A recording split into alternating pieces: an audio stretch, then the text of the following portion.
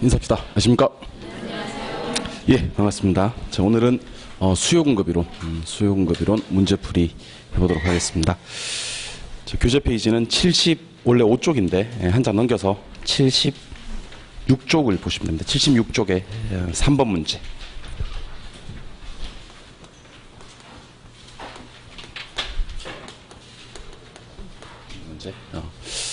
우리 지난주에 10점 올리기 암기 자료를 통해서 수요 공급 이론을 대충 윤곽을 좀 잡아봤었는데요. 한번 다시 정리를 간단하게 한번 해보고 가도록 할게요. 유량 개념이 있고요. 절량 개념이 있죠. 유량은 일정 기간, 절량은 일정 시점입니다. 요거는 기간 개념, 요거는 시점 개념. 영어로 표현하면 유량은 플로우고요. 절량은 스톡이죠. 여러분들이 반드시 알아야 될 내용 중에 하나가 유량 관계되는 경제 변수들과 절량 관계되는 경제 변수들을 쫙 기억을 하셔야 됩니다. 이 내용은 추가적으로 공부를 하지 마시고요. 지난주 나눠드렸던 10점 올리기 암기 자료에 있는 내용만 가지고 내용 정리를 하셔도 문제 푸는 데 전혀 지장이 없거든요. 그래서 한번 해봅시다. 자, 임대료나 지대는 뭐죠? 유량이죠. 예. 가격, 가치, 지가 개념은 절량입니다. 또 한번 해볼까요? 소득이나 수익, 임금 같이 벌어들이는 건 유량, 인구, 재산, 자산, 국부 이런 것들은 절량이죠. 그 다음에 국민총생산이나 주택 거래량 이런 것들은 유량이고요. 그 다음에 외채나 외환 보유액은 절량입니다. 특히 중요한 게 하나 남았죠. 신규로 생산하는 건 뭐죠? 유량이고, 주택 재고량은 절량이고요. 또 하나 더 있습니다. 절량 뒤에다가 변동 또는 변동분 이런 거 붙여버리면 유량이 됩니다. 그래서 우리가 아까 했던 절량이라고 했던 변수들 있잖아요. 그죠? 인구, 재산, 가격, 가치 이런 것들 뒤에 변동이나 변동분을 붙여버리면 무조건 유량이 됩니다. 그래서 변동분이 뜨면 앞에 있는 말 신경 쓰지 말고 유량으로 보낸다. 이렇게 생각하시면 됩니다. 이게 이제 첫 번째 테마입니다. 유량과 절량을 비교하시는 거. 두 번째 테마는 유량 공급과 유량 수요, 절량 공급과 절량 수요를 비교하시는 게 상당히 중요합니다. 그러니까 유량 공급은 뭐냐? 유량 공급은 일정 기간에 공급되는 겁니다. 일정 기간에 공급되는 거. 여기서 말하는 공급이라 하면 신규로 공급되는 걸 말해요. 유량 수요는 뭐냐? 유량 수요는 일정 기간에 보유하려고 하는 겁니다. 보유하려고 하는 거. 됐습니다. 그리고 이제 절량 공급과 절량 수요도 비교를 해 보셔야 되는데 먼저 절량 수요부터 해볼까요?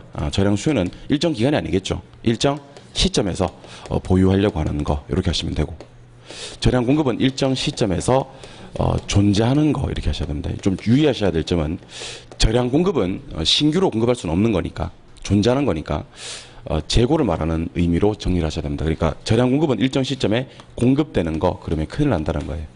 그래서 이제 두 가지만 공부하시면 됩니다. 유량 절량에서는 시험에 나오는 게 딱 정해져 있어요. 유량 절량은.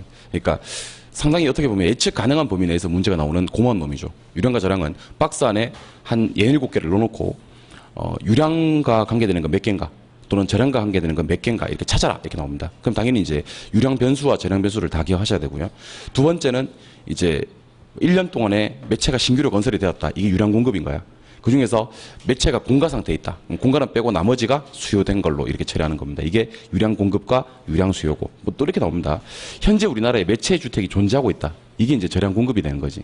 그 중에서 또 몇 채 정도가 공실이 있다. 그러면 그거 빼고 나머지가 수요된 거다. 절량에 수요된 거다. 이렇게 보는 겁니다. 그래서 문제는 두 문제 정도만 풀어보시면 됩니다. 많이 풀지 말고 3번 가보겠습니다. 3번. 다음 중 유량에 해당되는 개념은 모두 몇 개인가? 몇 개 동그라미 하시고, 제가 이런 문제는 일단 실제로 심장에 들어가서는 맨 마지막에 푸는 걸로 하자라고 지난주에 강조를 했었습니다. 저는 맨 마지막에 풀 수는 지금 없으니까 지금 유량 절량 풀어야 되니까 먼저 풉니다만은 여러분들은 맨 마지막에 푸는 걸로 합시다. 먼저 기읍. 임대료 수입은 뭐죠? 임대료는 유량입니다. 옆에다가 지대라고 하나 또 추가적으로 적어두세요. 지대. 임대료나 지대는 유량이에요. 유량. 니은. A 지역의 인구에 밑줄 하시고, 그 옆에 변동분이란 말에 네모를 빵 쳐주세요. 자, 원래, 묻는 말만 대답하세요. 또 이상한 얘기 하지 말고 자꾸 묻는 말만. 인구는 뭐야, 인구는 절량인데 인구 뒤에 뭐가 붙었어요? 변동분이 붙었죠. 그럼 이것도 유량이에요. 이것도 유량. 알겠죠? 예. 디귿. 신규 주택 공급량. 신규는 동그라미를 좀 해주세요. 신규. 그리고 신규 주택 공급량 옆에다가 혹시 모르니까 생산량이라고도 하나 적어주세요. 생산량. 신규 주택 공급량은 새로 만드는 거예요. 생산하는 거. 그러면 건축 기간이 필요하겠죠. 이거 뭐죠? 유량이죠, 유량. 리을의 보유 부동산의 시장 가치, 가치 밑줄 하시고요. 동의어 써드릴게요. 가격 하셔도 되고요. 지가 하셔도 돼요. 그러면 가격, 가치, 지가는 무슨 개념? 절량이게 되겠네요. 미음, 주택 거래량, 거래량은 뭐죠? 유량. 얼마 동안에 거래가 된 건지 나와야 되니까 기간이 나와야 되겠죠. 유량. 오른쪽에 재산 총액 국부 있습니까? 하나만 더 써주세요. 자산. 재산, 국부, 자산 이런 것들은 뭐죠? 이건 절량이죠, 절량. 부동산 회사의 단기 순이익, 순이익이 밑줄 하시고 순이익은 벌어들이는 거예요. 그러니까 순이익뿐만 아니라 뭐 매출액, 소득, 수익, 임금과 같이 벌어들이는 건 전부 다 뭐다? 유량입니다, 유량. 이응도 동그라미를 좀 해야 됩니다. 재고, 재고 동그라미 하죠. 재고는 뭐죠? 절량이고요. 지읒의 국민총생산, 국민총생산은 뭐죠? 유량, 유량입니다, 유량. 갑의 소득, 자, 소득 옆에 역시 동의어 불러드릴 테니까 한번 써보세요. 소득 옆에다가 임금, 임금. 발음이 안 좋았나요? 임금, 임금. 조선시대 임금 있잖아. 그거 할 때 임금, 임금. 그 다음에 수익, 수익. 요런 것들은 전부 다 뭐죠? 유량입니다, 유량. 그래서 지금 유량을 찾아야 되는데 유량이 일단 왼쪽에 5개가 다 유량이에요. 왼쪽에 5개가 유량이고 오른쪽에서는 제일 위에 있는 니은하고 제일 밑에 있는 치읓이 유량입니다. 그래서 유량은 왼쪽 5개랑 오른쪽에 제일 위랑 제일 아래 2개에서 총 7개. 답은 5번입니다. 5번. 답은 5번. 그래서 유량 절량과 관계되는 문제를 풀고 싶다면 요 3번 문제만 푸시면 우리 또 추가적으로 필기한 거 있지 않습니까? 그죠? 그것만 보신다면 유량 절량 문제는 다 해결하실 수가 있고요. 새로운 유형이 이제 하나 더 추가적인 유형이 오른쪽 5번 유형입니다. 5번. 5번 한번 보겠습니다. 다음은 유량 절량에 대한 설명이다. 가장 옳게 설명된 것을 찾아라 하는 문제죠. 먼저 기억에서 중요한 단어를 제가 동그라미를 좀 쳐드릴게요. 여러분들 시조 심장에 들어가셔서 이렇게 풀어야 됩니다. A 지역에 지난 1년 동안의 동그라미. 10만 채 주택이 신규로 건설되었다. 신규로 건설의 동그라미. 그리고 5천 채가 분양되지 못했다. 분양되지 못했다는 밑줄. 자, 그러면 1년 동안이 나왔고 신규로 건설이 나왔죠. 이게 이제 유량 공급이 되는 거야. 그럼 칠판. 유량 공급은 지금 몇 개로 봐야 됩니까? 10만 채로 봐야 되는 거 맞습니까? 예. 근데 그 중에서 몇 채가 분양되지 못했어? 5천 채. 그럼 물어보겠습니다. 10만 채가 이제 신규로 건설이 됐는데 그 중에서 5천 채는 사람이 안 살지. 그럼 사람이 사는 건 몇 개? 9만 5천 개. 그럼 9만 5천 개는 뭐 된 거야? 수요된 거야. 이렇게 문제 푸는 스타일을 한번 기억을 해보시기 바랍니다. 유량 공급은 10만 개, 유량 수요는 9만 5천 개 이렇게 되는 겁니다. 그럼 그 밑에 니은으로 가보죠. B 지역의 현재 동그라미 하시고 200만 채의 주택이 존재한다. 존재 동그라미 하시고 그중에 8만 채가 공가다. 공가 밑줄 딱 하시는 겁니다. 이제 앞으로 이렇게 포맷을 잡아놓는 거예요. 그럼 현재 존재하는 게 이게 무엇의 공급이죠? 절량의 공급이죠. 절량의 공급 몇 개? 200만 개. 200만 개. 그 중에서 몇 개가? 8만 개가 공가잖아. 그러면 사람이 살고 있는 건 몇 개? 192만 개. 192만 개는 무엇에? 절량의 수요량이 되는 겁니다. 그래서 이렇게 해놓고 이제 문제를 보는 거지. 1번. 절량의 수요량은 10만 개다. 절량의 수요량은 192만 개거든. 1번 X. 2번. 유량의 공급량은 200만 개다. 유량의 공급량은 10만 개거든. 이것도 X. 3번. 유량의 수요량은 9.5만이다. 유량의 수요량은 9만 5천 채. 9.5만이 맞습니다. 정답은 3번. 4번에 절량의 공급량은 192만이다. 절량의 공급량은 192만이 아니라 200만입니다. 200만. 이것도 틀렸고. 답은 3번이고요. 잠깐 우리 5번 지문 좀 유념을 합시다. 5번 지문. 자, 첫 번째. 주택 유량의 공급량은 일정 기간의 동그라미. 공급이 되는 주택량이다. 공급 동그라미. 하고 여기까지 다 끊어보세요. 이거 맞아요? 틀려요? 맞아. 유량의 공급은 기간에 공급되는 게 맞습니다. 근데 그 옆에 주택 절량의 공급량은 일정 시점의 동그라미. 공급되는이란 말을 X. 네 글자. 공급되는 X 하시고 존재하는으로 수정해 주셔야 됩니다. 그러니까 절량의 공급은 시점에서 공급되는 게 아니라 그랬어요. 제가 시점에서 존재하는 거라 그랬습니다. 그래서 정리를 다시 한번 해보면 유량 공급은 일정 기간에 공급되는 게 맞지만 절량 공급은 일정 시점에 존재하는 거다. 요 스타일을 기억을 해 주시기 바랍니다. 어쨌든 답은 3번이요. 한 장 넘기셔서 6번 문제, 뭐 제가 체크해드린 문제는 아닌데 6번 문제 한번 간단하게 살펴보도록 하겠습니다. 6번 문제. 다음 중 절량 및 유량 개념에 관한 설명으로 옳지 않은 것을 찾아라 하는 문제입니다. 이 문제는 이제 앞에서 배웠던 것들을 한번 총정리 한번 해보자 하는 거고요. 스타일이 다른 게 또 하나 있거든요. 그거 보려고 문제 보는 거거든요. 1번 가보겠습니다.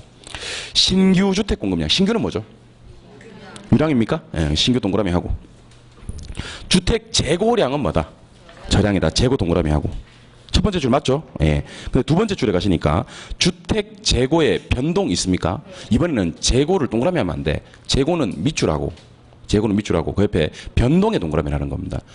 자, 절량 뒤에 뭐가 뜨면 변동이 뜨면 이건 뭐다? 유량. 그래서 결론 냅시다. 자, 신규는 뭐고? 유량. 재고는 절량. 재고 변동은 1번은 다 맞습니다. 2번. 유량의 공급량은, 자, 이거 아까 했던 거라서 이번에는 동그라미만 치고 넘어갈게요. 일정 기간에 기간 동그라미, 공급되는 양이다. 공급 동그라미.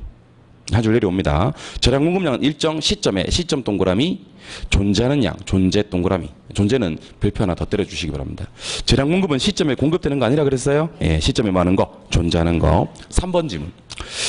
2014년 1월 1일 현재 주택이 전체가 존재하고요. 12월 31일이 되면 1,500채가 존재한답니다. 자, 이거는 제가 여러분들 이해하기 쉽도록 그림으로 한번 소개를 해드리겠습니다. 잘 보세요. 자, 보세요. 예. 1월 1일 날 주택이 전체가 있었대. 근데 어쩐 일인지 12월 31일이 되면 이 지역에 주택이 1,500채가 있대요. 이럴 수 있어요, 없어요? 이럴 수 있지. 왜냐면 1월 1일 날 1,000채가 있고 12월 31일 날 1,500채가 있으려면 새로 몇 개만 더 건설되어 주면 500개만 더 건설되어 주면 요거 1,500채가 되는 거 맞습니까? 그래서 1년 동안의 신규로, 그러니까 유량의 공급은 500채로 보는 게 맞다는 거지. 그런데 지금 이 문제의 핵심은 그 다음 줄에 있습니다. 그 다음 줄에. 근데 이 기간 동안 멸실 철거된 주택이 몇 개가 있다? 50개. 이제 멸실 철거는 없어진다는 얘기 맞습니까? 예, 그러면 1년 동안에 어쨌든 이 지역에 주택이 몇 개가 없어져? 50개가 없어져. 그러면 처음에 몇 개 있었는데? 1,000개 있었는데 일단 50개 없어질 거 아니야. 그럼 50개는 1년 동안에만 없어지면 되니까 아무 데나 빼주면 돼요. 일단 50개를 빼주는 거지. 50개를 빼주면 현재 몇 개가 있어요, 그러면? 아유, 많이 어렵구나. 이거 다시 한번요. 예. 처음에 몇 개가 있었는데? 1,000개가 있었는데 50개 없어졌잖아. 그러면 일단 몇 개 있어? 950개. 근데 말에 가면 1,500개 있어야 되잖아. 그럼 950개에서 1,500개가 되려면 새로 건설돼야 될 양은 몇 개? 그렇지, 550이 돼야 된다는 거죠. 550. 이번에는 550개가 추가적으로 더 건설돼야 50개 멸실된 것까지 고려해서 1,500개가 된다는 겁니다. 그래서 이거는 쌤 이게 그러면 유량과 절량에서 이게 상당히 응용력을 요하는 그런 문제구나라고 생각하실 수가 있는데, 요거는 초등 수학입니다. 초등 수학. 어떤 거냐면 이런 거예요.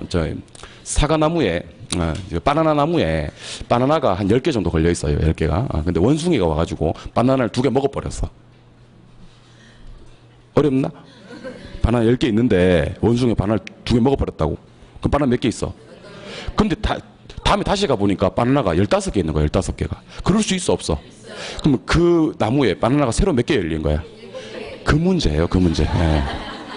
그러니까 처음에 1,000개 있었는데 이거 50개 없어진 거야. 근데 새로 몇 개가 더 지어지니까 1,500개가 됐다는 얘기지. 그럼 새로 몇 개 지어져야 되느냐, 그 얘기입니다. 그래서 혹시 여기 3번 지문이 이해가 안 되시는 분들은 집에 3학년 미만에 초등학생 있으면 이 문제 들고 가서 한번 물어보시기 바랍니다. 그럼 엄마 이건 이렇게 푸는 거야 라고 얘기를 해줄 거예요. 없으면 각종 조카라든지 각종 애들을 한번 찾아보시기, 초등학교 앞에 기다리고 있다가 문제집 들고 기다리고 있다가 물어보시면 됩니다. 상당히 응용력을 요하는 문제는 아니고 초등 수학이 됩니다. 그래서 3번 지문 옆에다가 초등 수학 가로 열고 저학년 이렇게 좀 적어두시면 좋을 것 같고요. 4번으로 갑니다. 부동산 시장 분석에서 절량 분석이 필요하다. 절량의 동그라미 할까요? 절량. 자, 절량의 동그라미 하고 밑에다가 쓰세요. 재고라고 쓰세요. 재고. 재고 썼어요? 옆에다 하나 더 쓰세요. 자매품으로는 임대차도 있습니다. 임대차. 자, 토지 특성 지난주에 배웠죠. 네. 부동산 시장을 추상적, 구체적, 불완전 시장으로 만드는 건 부동성이에요. 근데 임대차나 재고 시장으로 만드는 건 영속성이라 그랬습니다. 근데 지금은 우리가 유량 절량 배우고 있단 말이야. 그러니까 유량 절량 중에서 절량을 낸 거지. 그럼 절량은 신규야, 재고야? 재고라고 배웠잖아. 재고가 뜨면 무슨 성? 영속성. 구줄 끝에 영속성 있습니까? 밑줄 하나 그어두시고 오케이 하시면 됩니다. 5번은 아까 했던 거라서 한번 눈도장만 찍고 넘어갈게요. 2014년 10월 26일 현재. 요거는 이제 제가 시험 날짜를 넣어봤어요. 2014년 10월 26일. 시험 날짜를 넣으면 자다가도 깜짝 놀라서 일단 일어나 보겠지. 뭔 말인가 싶어서 시험 날짜입니다. 현재 동그라미 할게요. 1,000만 채가 존재한다. 존재 동그라미 할게요. 50만 채가 공가다. 공가 밑줄 할게요. 이제 이런 문제 푸는 방법 알죠? 예. 현재 존재하고 있는 건 무슨 공급? 절량 공급. 절량 공급 몇 개? 1,000만 개. 그중에서 50만 채 사람이 안 쓰잖아. 그러면 수요된 거는 몇 개? 950만 개. 그럼 재량 수요가 몇 개? 950만 개. 이런 식입니다. 근데 5번처럼 안 나오고 1년 동안 1,000개가 신규로 건설되었다. 그러면 이 1,000개는 무슨 공급? 유량 공급. 그중에서 5채 사람이 안 살아. 다섯째, 50개 사람이 안 살아. 50개. 그러면 950개는 수요된 거다. 뭐 이런 식으로 보는 겁니다. 이건 유량의 수요. 그러니까 유량 공급, 유량 수요, 저량 공급, 저량 수요를 비교하자는 문제예요. 그래서 이 문제 답은 3번인데 집에 가서 한 번 더 읽어 주실 필요가 있는 지문이에요. 7번 문제. 7번 문제는 제일 끝에 보시니까 제일 끝에 기회비용은 얼마인가 하는 거 있습니까? 예, 기회비용이라는 글자에 네모를 빵 치세요. 많이 중요하진 않은데 그래도 기회비용이 뭔지는 알아야겠기에 칠판 한번 가볍게 보시기 바랍니다. 기회비용 이렇습니다. 많이 했던 거라서 기회비용. 기회비용은 어떤 걸 선택해요. 근데 선택하는 건 기회비용이 아니에요. 선택에 따라서 포기되는 걸 기회비용이라 그래요. 포기되는 거. 근데 포기되는 게 한 개 있으면 그냥 그게 기회비용이고요. 포기되는 게 혹시 여러 개 나오더라. 그 중에서 최선의 값어치가 기회비용이 됩니다. 두 번째, 우리가 기대 수익률과 요구 수익률 중 누가 클 때 투자해요? 기대 수익률이 클 때 투자합니까? 예. 그럼 요구 수익률은 커야 돼, 작아야 돼? 작아야 돼. 그럼 요거는 항상 포기되는 수익률 맞습니까? 요걸 기회비용이라 그래요. 그래서 기회비용과 관계되는 수익률은 무슨 수익률이고 요구 수익률이고 투자가 이루어지려면 요 기회비용이 커야 돼, 작아야 돼? 기회비용은 작을수록 좋아요. 기회비용이 너무 크면 안 좋은 거예요. 기회비용이 작아야 투자도 이루어지고 수요도 증가되는 겁니다. 그리고 세 번째, 기회비용은요, 머릿속에 계산하고 있는 비용, 인식하고 있는 비용이지 실제로 지불하는 비용은 아니에요. 이유는 포기되는 것이기 때문에 내가 이걸 선택하니까 이게 포기되는 거구나라고 머릿속에 계산하고 인식하고 있는 비용이지 포기되는 것이므로 실제로 지불할 수는 없는 비용입니다. 자, 그러면 항상 머릿속에 기회비용은 일단 포기되는 거다라는 생각을 기본적으로 하시고 문제를 풀어보겠습니다. 자, 땅을 얼마 주고 샀냐면 땅을 2억 5천에 구입을 했어요. 2억 5천은 구입가입니다. 구입가. 근데 현재 이 땅이 좀 올랐나 봐요. 한 5천만 원 정도. 그래서 현재 3억이 되어버렸습니다. 3억은 시가예요. 맞나요? 예. 근데 여기서 이제 제일 중요한 단어가 지금 이제 등장을 합니다. 이 일대 이제 공원 용지가 조성이 되면서 이 땅의 수용이 결정이 납니다. 수용이란 글자에 동그라미 나서요. 이 문제의 핵심입니다. 수용이 결정이 나면서 보상가 산정이 이루어지죠. 그죠? 예, 보상가가 얼마입니까? 1억 5천. 1억 5천만 원이 보상가예요. 근데 이 사람이 결국에 보상을 받았느냐? 안 받았어요. 안 받고 그냥 무상으로 기증해버렸어요. 무상으로 기증했다. 그럼 요런 네 가지 이제 그 금액을 두고요. 우리가 판단을 해볼 때 일단 기증은 선택한 거예요. 내가. 맞죠? 그럼 선택한 건 기회비용이다 아니다? 아니다. 선택했다는 포기되는 것이 기회비용이죠. 예. 그럼 이 사람이 과연 뭘 포기하고 기증을 했느냐가 중요한 거예요. 지금은. 자, 근데 중요한 게 만약에 이 문제에서 수용이라는 글자가 나오지 않았다면 사실은 포기되는 것 중에 가장 높은 가치는 3억이에요. 3억이 정답이 될 수 있습니다. 그래서 혹시 이 문제 3억 체크하신 분 손 들어봐요. 3억 체크하신 분 옆에다가 써놓으세요. 아깝이.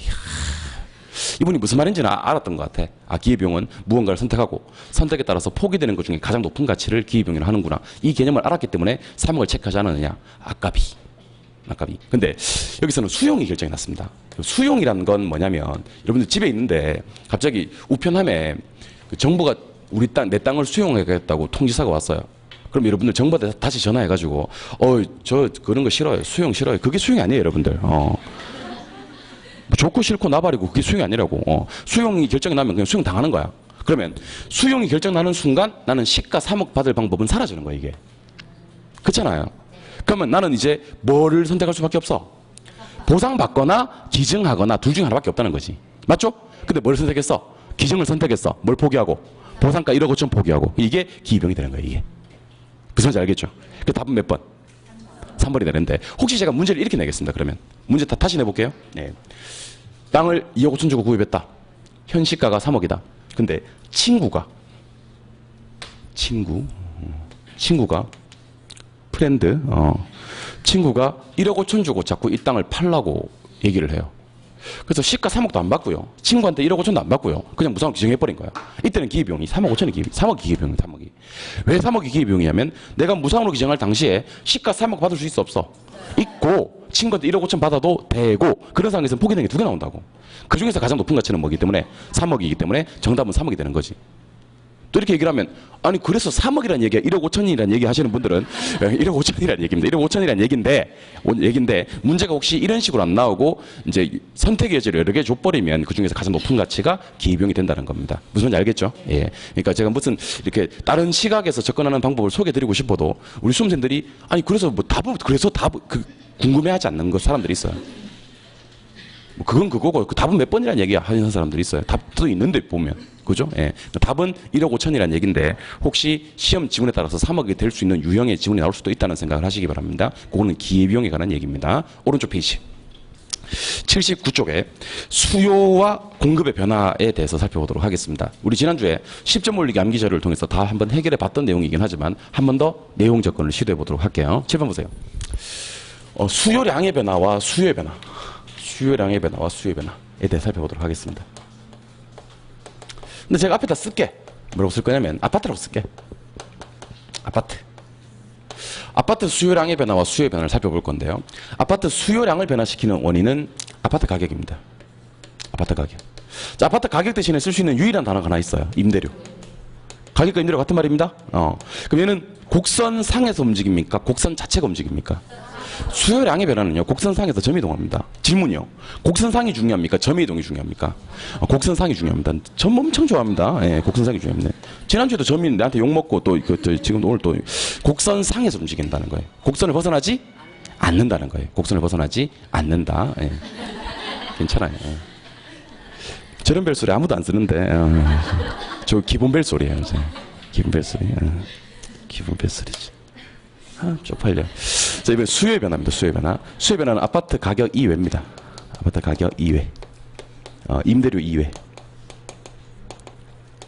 그러니까 아파트의 가격, 임대료가 변해서 수요량이 변하는 것은 수요량이 변하고, 아파트 가격 이외, 임대료 이외의 요인이 변해서 수요량이 변하는 것은 수요의 변화인데, 얘는 곡선 상에서 움직이는 것이 아니라 곡선 자체가 우측이나 좌측으로 움직입니다. 근데 우측은 무조건 뭐죠?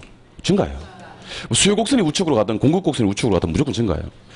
그 다음에 좌측은 뭐죠? 감소. 그러니까 항상 우는 증가, 좌는 감소. 상하가 중요한 게 아니야. 우는 증가, 좌는 감소. 이거는 곡선 자체가 이동을 하는 겁니다. 곡선 자체가 이동을 한다. 그래서 곡선 상에서 움직이는 건지 곡선 자체가 움직이는 건지를 기억하셔야 되는데, 요렇게 하고 그냥 넘어가시면요, 제 생각에는 8번 문제를 맞추기 어렵습니다. 그러면 8번 문제를 맞추기 위해서는 하나 더 해야 됩니다. 자, 첫 번째, 가격 예상이요. 가격 예상. 자, 뭐가 떴는데, 가격이 떴는데 옆에 뭐가 붙으면 이 정말 조심해야 됩니다. 가격 예상은요, 가격 때문에 수요량이 변한다는 게 아니야. 예상 때문에 변한 거지. 얘는 가격이 떠도 수요에 변화해요. 정말 조심하셔야 됩니다. 가격 예상. 그 다음에 아파트 말고 다른 거, 대체재 보완재 가격. 저기도 뭐가 떴어요? 가격이 떠 있지. 하지만 이건 아파트 가격이 변한 게 아니라 대체재나 보완재 가격이 변한 겁니다. 시험 나올 때는 어떻게 나오냐면, 여러분 아파트 주거용 부동산 맞죠? 그럼 빌라 가격, 뭐 예를 들면 오피스텔 가격, 단독주택 가격 이런 거 나옵니다. 그러니까 단독주택 가격, 빌라 가격, 오피스텔 가격이 변해서 아파트 수요량이 변하는 것은 아파트 가격이 변했나? 안 변했잖아. 가격 이외로 처리한다는 거죠. 그러니까 가격이 나와도 가격 이외인 게 한 2개 정도 돼요. 가격 예상. 가격이다, 가격 이외다. 가격 이외. 내 거 가격이 아니고 대체재 보완재 가격도 가격이다, 가격 이외다. 가격 이외. 이런 거 정말 조심하시고 하나 더 해볼게요. 자, 따라 읽으세요. 생산비. 생산기술.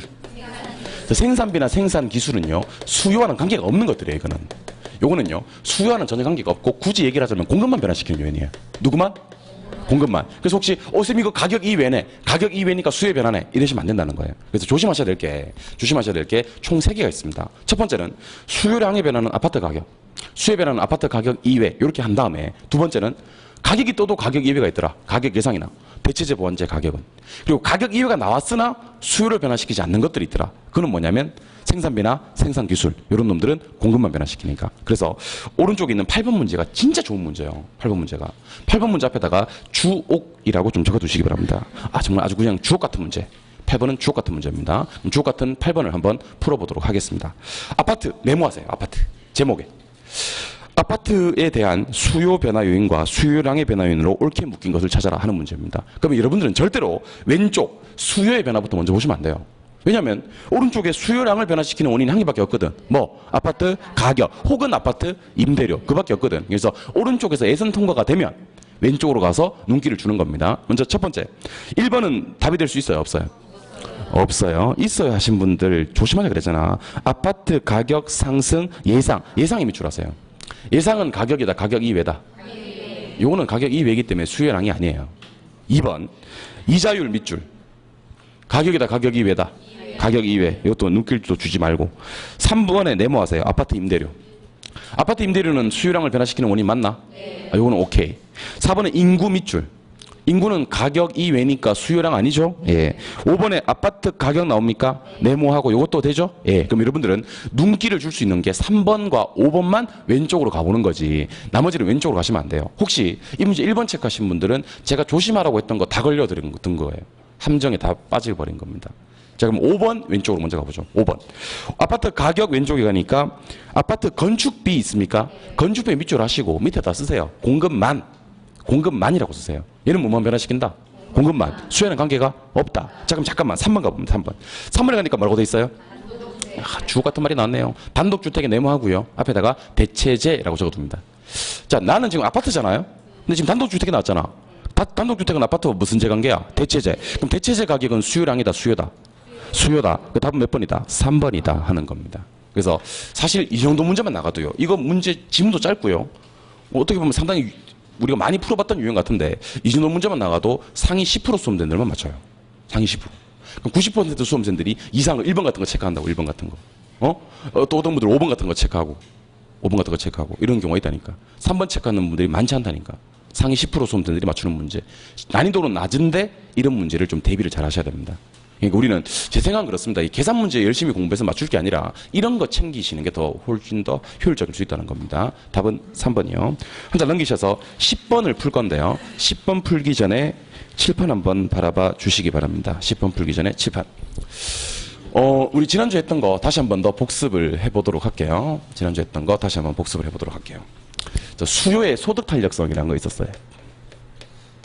수요의 소득 탄력성은 소득의 변화율분의 수요량의 변화율 이렇게 하는 거고 여기 플러스가 있고 마이너스가 있고 제로가 있습니다. 그리고 나서 정열중 하시면 돼요. 뭐요?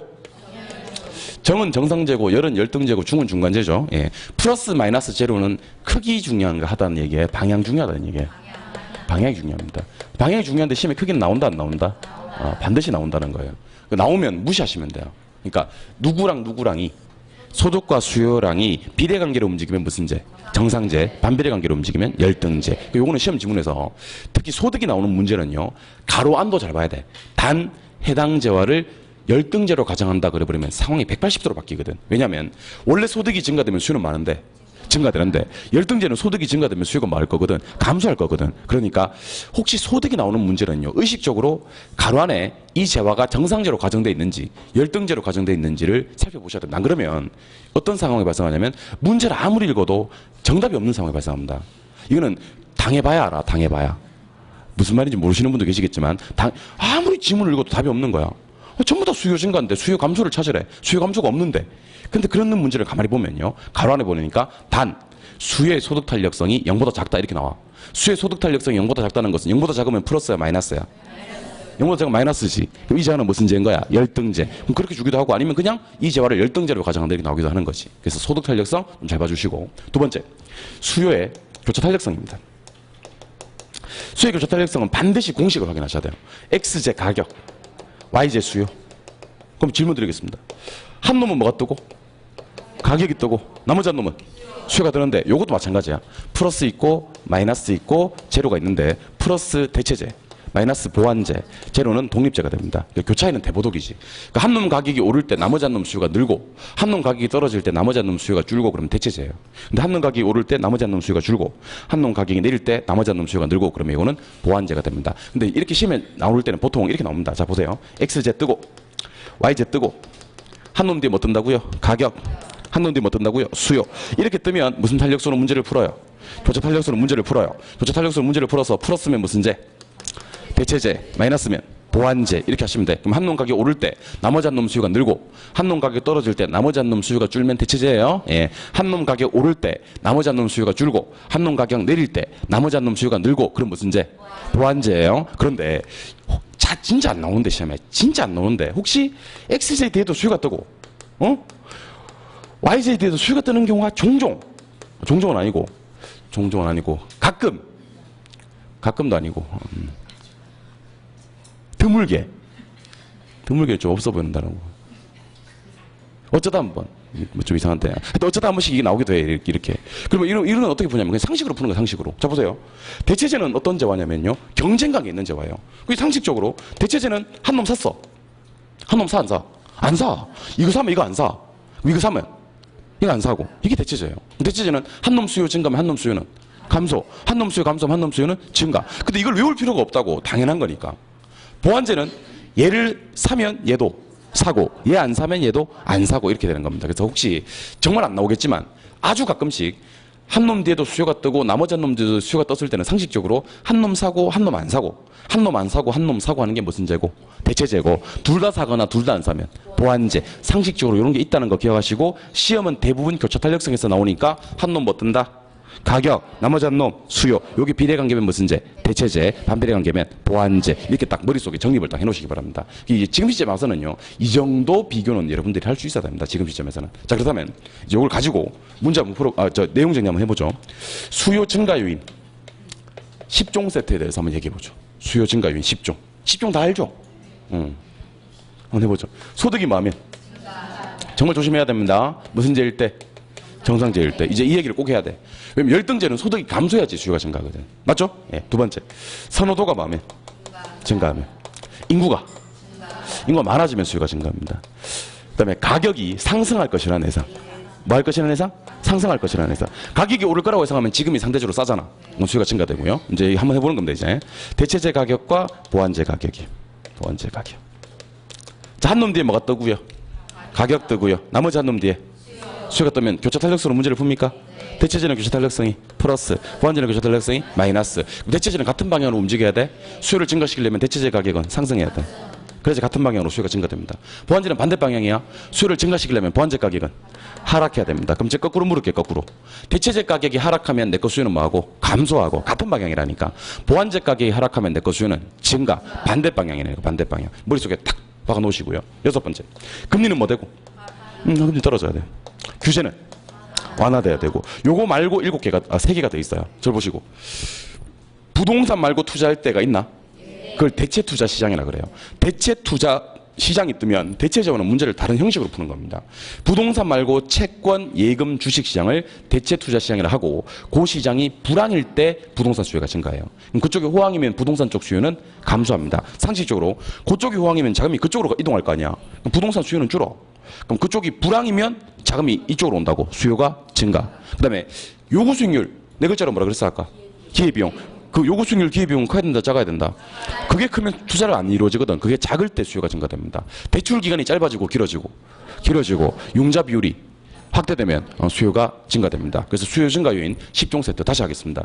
소득 증가 정상제일 때, 선호도 증가, 인구 증가, 가격이 상승할 것이라는 예상, 대체제 가격 상승, 보완제 가격 하락, 금리 인하, 규제 완화, 대체 투자 시장의 불황, 그 다음에 기회비용의 감소, 대출 기간의 장기, 융자 비율의 확대가 부동산 수요 증가 요인입니다. 그럼 이번에는 자연스럽게 공급 증가 요인을 한번 살펴보도록 해요. 근데 하기 전에 미리 하나 해야 될 게 있어요. 공급 증가 요인은 발생을 해도요. 단계는 안 돼. 단계는. 안 돼. 장기로 가야지 돼.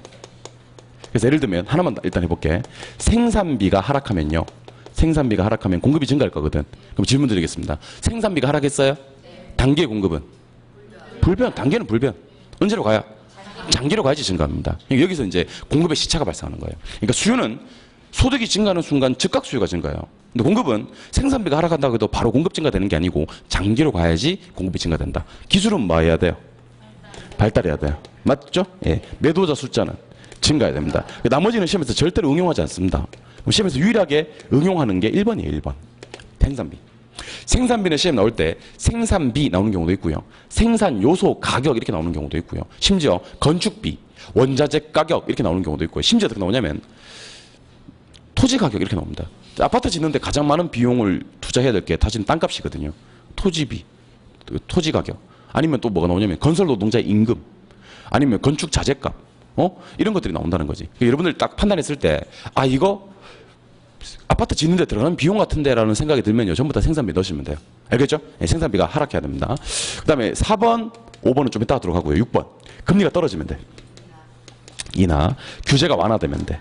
그러면 좀 재밌는 거 나오네요. 그죠? 금리와 공적 규제는 수요 공급을 동일 방향으로 움직입니까? 아니 그러면 금리가 떨어지고 규제가 완화되면 수요 공급 둘 다 증가하나요? 금리가 인상되고 규제가 강화되면 수요 공급 둘 다 감소되고? 그다음에 1번, 2번, 3번은요. 수요와 공급을 변화시키는 요인 중 고유 요인입니다. 고유. 그러니까 얘는 뭐만 변화시키고 수요만. 얘는 뭐만 변화시키고 공급만. 근데 이게 시험 나올 때는 이렇게 나옵니다. 요것만 기억하세요. 소득은 누구만 변화시킨다? 공급과는 관계가 없다. 알겠죠? 공급에서 유명한 게 두 개가 있어요. 유명합니다, 이거. 누구랑? 생산비랑 생산기술은 누구만 변화시킨다? 공급만. 수요랑 관계가 없다. 그 다음에 요거 가격 보이십니까? 보이세요? 가격 보이십니까? 그럼 대답해 보세요. 가격과 수량 사이의 관계는 비례, 반비례? 반비례. 근데 가격과 공급량 사이의 관계는 비례. 가격에 반응하는 정도가 수요는 반비례로 움직이고 공급에는 비례로 움직이기 때문에 공급이 나오면요, 이건 반대야, 수요와. 그러니까 가격 예상도 제가 써볼게요. 가격 예상이 있고, 그 다음에 대체재 가격과 보완재 가격이 떠. 지문에 가격이 뜬다고. 그러면 수요와는 반대예요. 공부를 따라하지 마세요. 이건 왜 제가 공부를 따라하지 말라고 얘기를 하냐면, 가격 예상과 대체재 보완재 가격은 1회 때부터 24회까지 시험 치는 동안 단 한 번도 시험 나온 적이 없습니다. 공급과는. 대체재 보완재나 가격 예상은 반드시 수요에서만 시험에 나와요. 근데 공급을 공부할 필요가 있나? 없지. 그래도 혹시 모르니까 반대라고는 기억합시다. 가격이 말 것이라는 예상, 하락할 것이라는 예상. 이번엔 대체재가 마이너스고 보완재가 플러스야. 이번에는 공급에서는. 대체재 가격이 하락해야 공급이 증가해, 보완재 가격이 상승해야 공급이 증가해. 반대라고만 기억하시면 돼요. 그래서 공부하는 방법은요, 공급 증가 요인은 생산비 하락, 기술 발달, 매도자 숫자 증가, 가격이 하락할 것이라는 예상, 대체재 가격 하락, 보완재 가격 상승, 금리 인하, 규제 완화, 이런 것들이 공급 증가 요인이 된다라고 기억을 해두시면 좋겠습니다. 아시겠죠? 예, 그래서 우리 수요 증가 요인과 공급 증가 요인을 기억하시면 참 좋은데, 옛날에는 문제 이렇게 나왔어요. 옛날에는 다음 중 수요 증가 요인을 찾아라 이렇게 나왔어요. 또는 다음 중 공급 증가 요인을 찾아라 이렇게 나왔습니다. 근데 최근 출제경은 또 좀 다릅니다. 최근 출제경은 어떻게 나오냐면, 다음 중 가격을 상승시키는 요인을 찾아라 이렇게 나와요. 자, 가격을 상승시키는 요인을 찾아라, 가격을 하락시키는 요인을 찾아라고 하는데, 일단 천천히 한번 대답해 보세요. 가격을 상승시키는 요인은 초과 수요를 발생시키는 요인을 찾으라는 것이고, 가격을 하락시키는 요인을 찾으라는 말은 초과 공급을 발생시키는 요인을 찾으라는 얘기입니다. 어떤 얘기인지 한번 볼까요? 예. 초과 수요는 수요가 뭐 하면 돼요? 증가되면 돼요. 맞죠? 수요가 안 증가되고 초과 수요가 발생할 수 있나? 있어요. 공급이 감소돼도 돼요. 없긴 뭐가 없어요. 있는데, 예, 공급이 감소되면 돼요. 혹시 시험에서 가격을 상승시키는 요인을 찾으라는 말은요, 뭘 찾으면 돼요? 수요 증가 또는 공급 감소를 찾으시면 됩니다. 이거는 가격을 상승시킵니다. 초과 수요는 가격을 상승시키거든. 그러면 초과 공급을 발생시켜서 가격을 하락시키는 요인을 찾아라 그러면, 초과 공급을 발생시키는 방법은 공급을 증가시키는 방법이 있나? 네. 공급을 안 증가시키고 초과 공급을 만들 방법이 있나 없나? 있지. 수요가 감소하면 됩니다.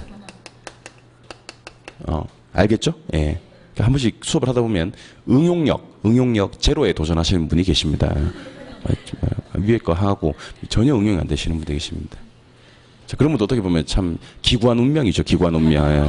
위에서 하나 하고 밑에 그 정도 눈치채야 되는데 그것도 못하고 또 틀리고 또 욕먹고 막 또 성격이 또 이렇게 대답 안 하는 성격은 또 아니야. 계속 대답을 하면서 계속 틀리고 뭐 또 성격상 또 빨리 까먹고 또 대답하고 또 막 그런 성격입니다. 그죠? 예.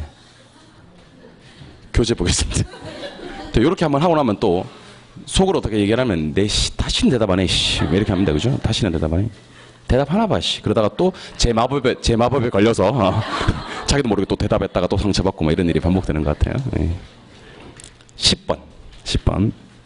부동산 수요 및 공급에 관한 설명으로 가장 옳은 것을 찾아라 그랬습니다. 1번. 네모 좀 쳐볼게요. 초과 공급 네모해보고, 고줄 끝에 초과 수요 네모해보세요. 그리고 대답하세요. 초과 공급은 임대료를 뭐 시키는 요인? 하락시키는 요인. 초과 수요는 임대료를 상승시키는 요인. 잘못돼 있죠? 예, 임대료 하락, 상승이 바뀌었습니다. 2번. 부동산의 수요 및 공급은 일정 기간의 네모. 밑에다가 씁니다. 유량. 일정 기간은 저량이야, 유량이야? 유량. 그럼 읽어볼게요. 수요 및 공급은 일정 기간 동안 거래하고자 하는 양을 나타내는 스톡 개념입니다. 이거 스톡이에요, 플로우예요? 이거 플로우입니다. 영어 나왔습니다. 영어 플로우입니다. 유량은 플로우입니다. 저량이 스톡이고요. 2번 틀렸어요? 예. 3번 풀기 전에 칠판 한번 바라봐 주세요. 이거 좀 어려워요. 3번은. 자, 저랑 여러분들이랑 수요 법칙하고요, 공급 법칙하고 한번 얘기를 해보죠. 자, 마음의 준비를 좀 하셔야 될 것 같아요. 자, 수요 법칙은 가격과 수요량 사이의 관계를 말하고요, 공급 법칙은 가격과 공급량 사이의 관계를 말합니다. 자, 그러면 수요 법칙은 반비례 관계예요. 공급 법칙은 비례 관계고. 한번 해볼까 그러면? 가격이 상승하면 수요는 늘고 줄고. 맞아요? 가격이 하락하면 수요는 늘어. 반비례 관계 맞네. 예. 근데 공급자들은 안 그래. 가격이 올라가면 공급을 많이 하고자 하겠죠. 예. 떨어지면 공급을 적게 하고자 할 것이고. 그런데 혹시 문제 이렇게 안 나오고 수요가 먼저 뜨고 가격을 물었어요. 공급이 먼저 뜨고 가격을 물었습니다. 그럴 때는요, 앞에 했던 거 다 뒤집으시면 돼요. 요거 플러스고요, 요거 마이너스예요. 무슨 말인지 보겠습니다. 수요가 증가되면 살 사람이 많아? 많아? 가격 상승. 수요가 감소되면 살 사람이 없어? 가격 하락. 공급이 증가되면 물량이 너무 많아? 가격 하락. 공급이 감소되면 풍기 현상이야? 가격은 상승. 이렇게 되는 겁니다. 그러니까 여러분들 지문에서 가격이 먼저 나오면 수요 법칙과 공급 법칙으로 문제를 풀어요. 가격이 상승하면 수요는 감소, 가격이 하락하면 수요는 증가. 근데 수요가 먼저 나오잖아요. 반대라. 수요가 증가되면 가격이 올라. 수요가 감소되면 가격이 떨어지고. 마찬가지로 공급 법칙에서는 가격이 먼저 나오겠지. 가격이 상승하면 공급 증가, 가격이 하락하면 공급 감소. 근데 공급이 먼저 나오잖아. 그럼 반대. 공급이 증가되면 가격은 하락, 공급이 감소되면 가격은 상승. 그래서 한번 잘 읽어보면 부동산 가격 나옵니까? 가격 동그라미. 옆에 공급 나옵니까? 동그라미. 그 사이에다가 플러스 표시를 하세요. 누구랑 누구의 관계는? 가격과 공급의 관계는 비례 관계야. 비례 관계. 그럼 가격이 상승하면 공급은 증가되는 거 맞나? 요까지 딱 끊어요. 끊고 그 옆에 공급 동그라미, 부동산 가격할 때 가격 동그라미. 그 사이에다가는 마이너스 표시를 하세요. 누구랑 누구랑은 반비례야. 공급과 가격은 반비례야. 그럼 공급이 많으면 증가되면 가격은 하락한다. 통째로 좀 기억하셔야 됩니다. 그럼 제가 문제를 좀 바꿔볼게요. 답은 3번이거든요. 3번이 옳아요? 문제 바꿔볼게요. 잘 보세요. 가격이 상승하면 수요는 많은데, 가격이 상승하면 수요는 많은데 감소하는데 수요가 증가되면 가격은 많다. 상승한다. 이렇게 해야 되는 거예요. 무슨 말인지 알겠죠? 예. 답은 3번. 4번. 물리적 공급량. 네모 빵 칩니다. 물리적 공급량이란 말에 네모를 빵 치고 물이라는 글자에 한 번만 더 동그라미 해주세요. 그리고 밑에다가 수직이라고 한 번만 써주세요. 그리고 부증성이라고도 한번 써주실래요? 부증성. 쓰셨나요? 예. 여러분들, 제가 여러분들 이렇게 묻겠습니다. 여러분들, 부동산은, 특히 토지는 공급이 돼요, 안 돼요? 이렇게 대답하지 마세요. 대답하지 말라 그랬어. 대답하지 마세요. 특히 토지는 공급이 돼요, 안 돼요? 라고 물으면 여러분 이렇게 얘기하시면 돼요. 토지는 물리적 공급은 안 되고 경제적 공급은 된다. 이렇게 얘기하시면 됩니다. 물리적 공급은요, 완전 비탄력적이에요. 기울기는 수직이고요. 예외 없어요. 부증성. 그리고 우리 이런 것도 했었어요. 물단장 그랬어요. 이게 물리적 공급 곡선, 요게 단기 공급 곡선, 요게 장기 공급 곡선이야. 물리적 공급은 완전 비탄력의 수직, 단기는 비탄력의 가파르고요, 장기는 탄력의 완만합니다. 요거는 언제 어디서 나와도 anytime, anywhere, 어디서 나오든지 간에 물단장은 변함이 없습니다. 물리적 공급은 완전 비탄력 수직, 단기는 비탄력, 장기는 탄력. 이렇게 개념을 잡아주시기 바랍니다. 그럼 지금 물리적 공급이죠? 수직이죠? 끝에 갑니다. 완전 비탄력이라고 해야 됩니다. 완전 비탄력. 완전 비탄력이라고 해야 됩니다. 예. 5번. 수요자의 소득이 변했대요. 소득 동그라미. 그 옆에 수요 곡선이 이동한대요. 곡선이 이동 동그라미. 자, 소득은 가격인가요? 가격 이외인가요? 가격 이외. 가격 이외가 변하면 곡선 상에서 움직여요. 곡선 이동해요. 곡선 이동해요. 한 줄 내려와서 이거는 수요량의 변화예요. 수요의 변화예요. 수요의 변화입니다. 량을 떼야 됩니다. 문제가 참 좋은 문제거든요. 이 문제가. 그럼 잘 보고 한번 대답해 봅시다. 초과 공급이 발생하면 임대료가 망하고 하락. 초과 수요가 발생하면 임대료는 상승. 수요와 공급은 일정 기간을 나타내는 유량 맞습니까? 유량을 영어로 flow라고 합니다. 가격이 올라가면 공급은 많지만 증가하지만 공급이 올라가면 가격은 하락합니다. 다시 가격이 올라가면 수요는 많지만 감소하지만 수요가 올라가면 가격은 상승합니다. 그런 개념을 잡아주시라는 겁니다. 물리적 공급은 일단 기울기로 얘기하면 수직, 탄력성으로 얘기하면 완전 비탄력, 토지 특성을 찾아낸다면 부증성. 뭘 묻는지 모르겠어요. 다시 물리적 공급은 모양으로 얘기하면 수직, 탄력성으로 얘기하면 완전 비탄력, 토지 특성으로 얘기하면 예외 규정을 얘기하면 없다. 예외는 없다. 아시겠어요? 예. 소득은 가격이에요. 가격 이외예요. 가격 이외. 이건 곡선 상에서 움직여요. 곡선 이동해요. 곡선. 이거는 수요량의 변화예요. 수요의 변화예요. 기억하시기 바랍니다. 알겠죠? 예, 답은 3번. 12번 문제. 12번 문제는 제가 표시해드리진 않았는데요. 그냥 가볍게 한번 풀어볼 겁니다. 뭐를 보려고 하냐면 3, 4, 5번 지문만 볼 거거든요. 3, 4, 5번. 3, 4, 5번 중에서 3번하고 5번하고 지문 한번 묶어보세요. 3번하고 5번하고. 3번, 5번 묶었습니까? 3번에 노동자 임금 있나요? 밑줄. 시멘트 가격 있나요? 밑줄. 5번에 토지 가격 있나요? 밑줄. 자, 우리가 방금 밑줄한 거 노동자 임금 밑줄했죠. 시멘트 가격 밑줄했죠. 5번에 토지 가격 밑줄했죠. 요거 세 개 다 뭐라고 하냐면 3번 지문 옆에 생산 요소 가격이란 말이 있습니까? 그거를 갖다 네모를 빵 쳐버리세요. 이게 시험에 생산 요소 가격이라고 나와주면 참 좋겠는데 생산 요소 가격이라고 안 나올 때도 있어요. 그럼 여러분들은 어떻게 문제를 푸냐면요. 아파트 짓는데 이 정도는 필요하지 않은 것들이 있어. 뭐? 임금 줘야지. 그다음 뭐? 시멘트 가격. 아파트 짓는데 꼭 뭐 들어가? 토지 들어가거든. 토지 가격. 이런 것들은 생산 요소 가격이에요. 그럼 3번부터 먼저 풀어볼게요. 생산 요소 가격이 뭐 하면? 하락 동그라미. 하락하면 공급은 뭐하고? 증가되고. 맞죠? 5번. 토지 가격이 뭐 했대? 상승 동그라미. 그럼 이건 생산 요소 가격이 상승한 거잖아? 그럼 공급은 뭐 한다? 감소한다. 그렇게 되는 거지. 맞죠? 그리고 4번 지문 가기 전에 절 좀 보세요. 아까 우리 이런 거 했었어. 금리가 떨어지면 수요도 뭐하고? 증가되고 공급도? 그러니까 이렇게 생각하셔야 돼. 부동산 금융은 소비금융만 있는 게 아니고 개발금융도 있습니다. 그러니까 주택을 사는 사람도 돈을 빌려요. 은행에서. 근데 주택을 짓는 사람도 돈을 빌려요. 그럼 둘 다 금리는 많은 게 좋다? 하락하는 게 좋다는 겁니다. 그럼 4번 질문 가볼까요? 자, 이자 기준금리가 뭐하면? 하락하면 이자 비용 감소하지. 그럼 질문 드리겠습니다. 이자 비용이 감소하면 수요자가 좋아? 공급자가 좋아? 그 생각을 머리 꼭 해야 됩니다. 둘 다 좋아. 그 생각을 꼭 해야 됩니다. 둘 다 좋으니까 공급자의 수익이 뭐 된다? 증가돼. 공급자 수익 증가되지. 그러니까 건설업체도 은행에 돈을 빌린다는 생각을 하셔야 되는 거야. 알겠죠? 돈을 빌리는데 기준금리가 떨어졌다 그랬죠? 그래서 이자 비용이 감소했다 그랬죠? 그럼 얘 수익은 많은 거지? 증가되는 거지. 그만큼 생산비가 덜 들어갔으니까. 그래서 수익은 감소하는 요인이 아니라 증가되는 요인이라고 해야 되는 겁니다. 알겠죠? 예. 한 장 넘겨볼까요? 13번. 13번. 주옥 같은 문제입니다. 아주 그냥 주옥 같은 문제. 주옥이라고 좀 적어두시기 바랍니다. 주옥 같은 문제. 아파트 임대료를 상승시키는 요인에 대한 설명이다. 옳지 않은 것을 찾아라 그랬습니다. 일단 위에다 써놓을게요. 수요 증가, 공급 감소. 자, 우리는 수요 증가나 공급 감소 요인을 찾으면 돼요. 수요가 증가돼도 가격은 말 거고 상승할 거고 공급이 감소해도 가격은 상승할 건데 여기서는 공급은 안 나왔어요. 수요만 가지고 문제를 푸는 건데 1번 갑니다. 해당 지역의 강력범죄율이 하락되면 좋아요 안 좋아요? 좋아요? 그럼 수요 증가죠. 예. 2번. 녹지 공간이 확충되면 좋아요, 안 좋아요? 좋아요, 수요 증가. 쓰레기 소각장이 설치되면 좋아요, 안 좋아요? 요거 안 좋은데 잠깐만요. 3번. 네모 좀 칩니다. 대체 관계에 있는 이란 말에 네모를 빵 치세요. 이 문제에서 가장 중요한 문장이에요. 대체 관계에 있는. 자, 내 지역에 쓰레기 소각장이 설치됐대요. 대체 지역에 쓰레기 소각장이 설치돼요. 대체 지역에. 그러니까 그 지역에 쓰레기 소각장이 설치되면 그 지역 수요는 뭐하고? 감소하고 반대로 내 지역 수요는 이거 수요 증가율입니다. 여러분들이 시험장 가시면 이게 잘 안 보이나 봐 이런 게. 지금 쓰레기 소각장 안 좋잖아. 쓰레기 소각장. 그래요. 내가 뭐라 그래요? 안 좋지. 그래요. 쓰레기 소각장 안 좋으면 수요 감소되잖아요. 예, 맞아요. 수요 감소돼요. 근데 대체 관계에 있는 인근 지역에 쓰레기 소각장이 설치되면 그 지역 수요는 감소되고 내 지역 수요는 상대적으로 증가합니다. 4번 건너뛰고 5번 갑니다. 5번.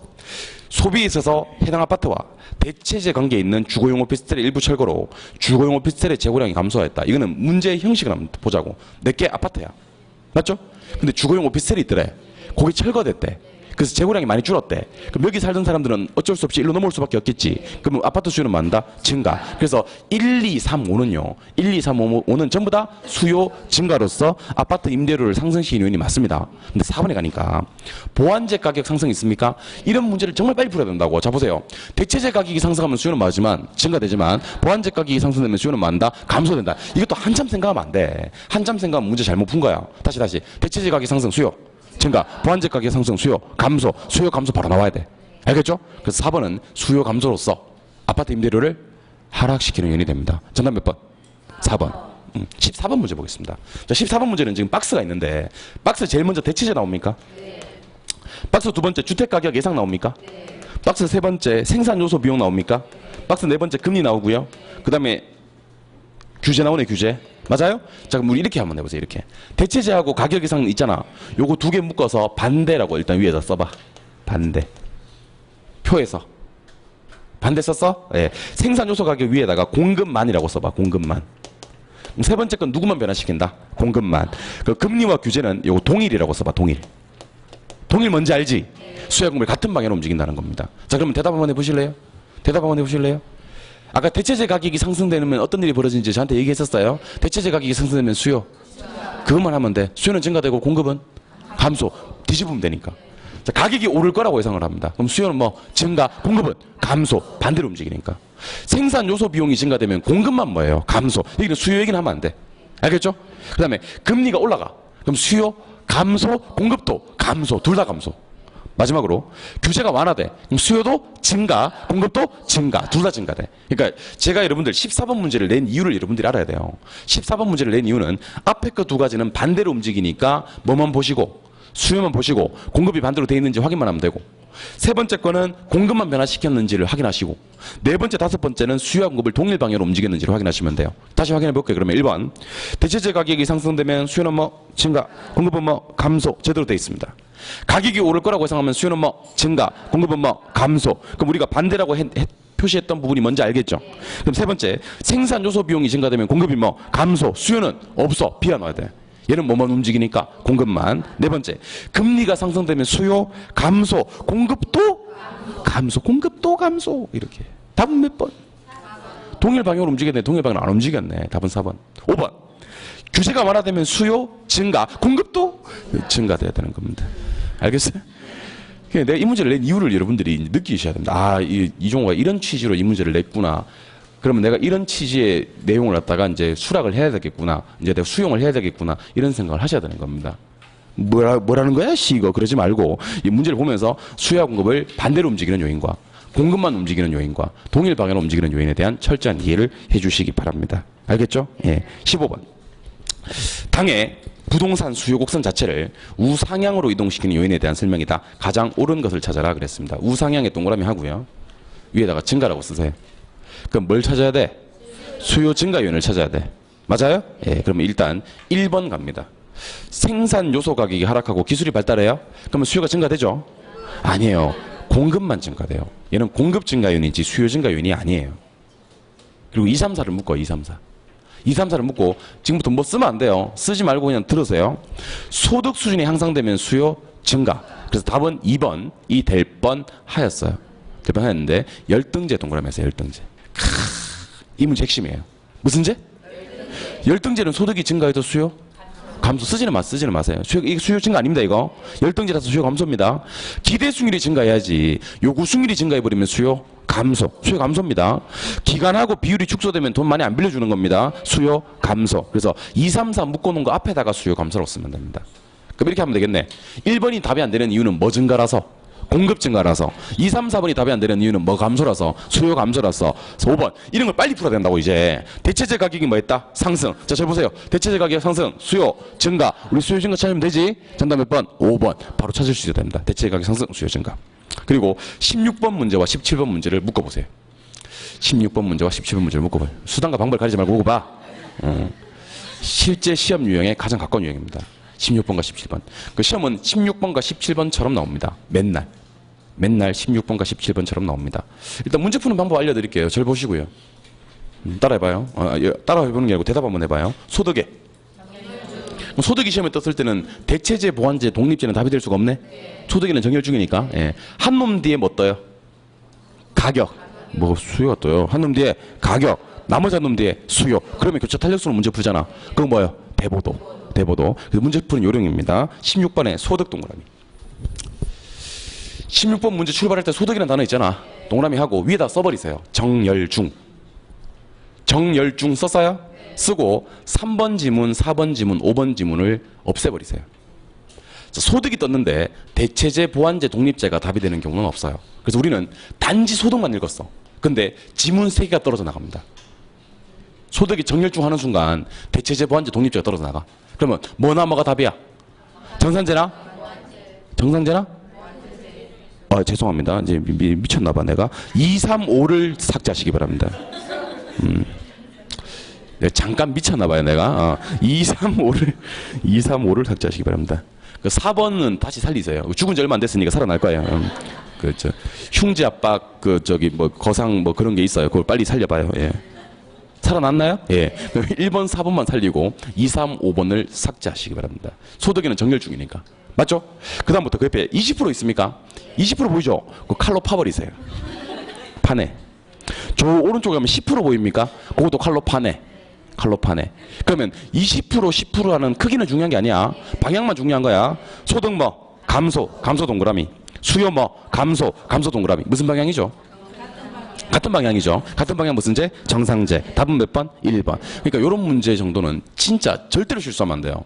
다시. 소득 증가, 수요 증가. 정상제. 소득 감소, 수요 감소. 정상제. 소득 증가, 수요 감소. 열등제. 소득 감소, 수요 증가. 열등제. 소득과 수요가 비례 관계. 정상제. 소득과 수요가 반비례 관계. 열등제. 오른쪽 페이지. 17번. A 부동산 가격 나옵니까? 가격 동그라미. B 부동산 수요 나옵니까? 수요 동그라미. 그럼 대답하세요. 한 놈 뭐 뜨고? 가격. 나머지 한 놈 수요. 한 놈 가격, 한 놈 수요가 떴죠? 그러면 교차 탄력성 문제 푸는 겁니다. 교차에는 뭐죠? 대보도. 일단 날립니다. 뭘 날릴지 모르지. 4번 날리고 5번 날려요. 4번과 5번은 답이 될 수가 없어요. 근데 하나 더 날릴 거예요. 2번도 날릴 거예요. 2번은 열등제이잖아. 그래서 2번 열등제가 어디 있어 하시는 분들은 저 끝에 기퉁에 보면 열등제 있어요. 그러니까 한 놈 소득이 안 떴는데 정렬중에 답이 되는 경우는 없다고. 그래서 이거 17번 문제 작년에 나왔던 문제인데 이게 틀리는 사람 용서는 받을 수가 있어요. 용서는 받을 수가 있는데 혹시 2, 4, 5 체크해서 틀리는 사람은 용서받을 수가 없는 사람입니다. 내 틀리는 거 가지고 뭐라고 하는 건 아닌데 2, 4, 5를 체크해서 틀리는 사람은 용서받을 수 없는 거예요. 마찬가지로 아까 16번 문제도 2, 3, 5를 체크해서 틀리는 사람은 용서받을 수가 없는 사람입니다. 왜냐하면 소득의 정렬중 교차의 대보도 우리가 얼마나 많이 했습니까? 내 입에서 이건 내가 한 1000번은 나간 것 같아. 1000번. 내가 한 번 할 때마다 100번씩 하거든 내가 이걸 갖다가. 소득의 정렬중 이걸 갖다가. 자 그럼 갑니다. A 가격이 뭐였대요? A 가격이 몇 프로? 5% 상승했지? 맞아요? 그때는 B 수요가 몇 프로? 10% 증가했죠. 맞아요? 그리고 C 수요는 5% 감소했죠. 그러면 아까 우리 칼 꺼낸 김에 칼 안 꺼냈으면 관계없는데 칼 꺼낸 김에 5%, 10%, 5% 이것도 칼로 파버리시는 게 좋아요. 뭐만 보시면 돼요? 방향. 그럼 보세요. A와 B는 한 놈 가격이 뭐하고 상승, 나머지 한 놈 수요가 증가. 무슨 제? 대체제. 하는 순간 답이 끝나버려요. 왜냐면 우리가 아까 몇 번을 지웠어요. 2, 4, 5를 지웠잖아. 근데 A, B가 대체제 관계잖아. 그럼 답은 자연스럽게 몇 번? 1번. 정말 쉬운 문제예요. 그리고 말이 나온 김에 A와 C는 무슨 관계인지 봅시다. 한 놈 가격 상승, 한 놈 수요 감소. 반대로 움직였네. 무슨 제? 보완제. 답은 1번인데 16번, 17번 항상 같이 보세요. 왜 같이 봐야 되냐면 소득의 정렬중 하면서 대보독을 지우는 연습. 한 놈 가격과 나머지 한 놈 수요가 나왔을 때 정렬중을 지우는 연습을 일단 하셔야 됩니다. 이걸 갖다가. 그래서 두 개를 또 갑자기 요 두 개가 구분이 안 되면요. 이 부분에서 상당히 많이 헷갈릴 수 있으니까 두 문제를 비교를 좀 해주시고요. 한 장 넘기셔서 19번 문제를 잠깐 볼 건데 요거는 조금 쉬셨다가 보도록 하겠습니다. 쉬겠습니다.